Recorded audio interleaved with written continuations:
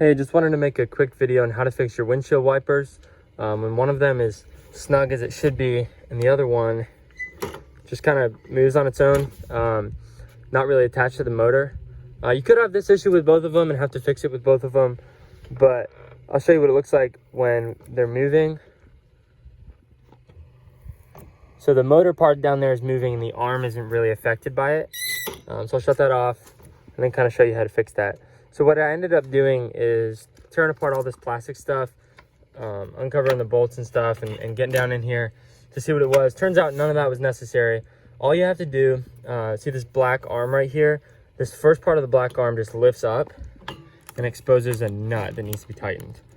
So if you kind of just pry that up, there's two clips on either side.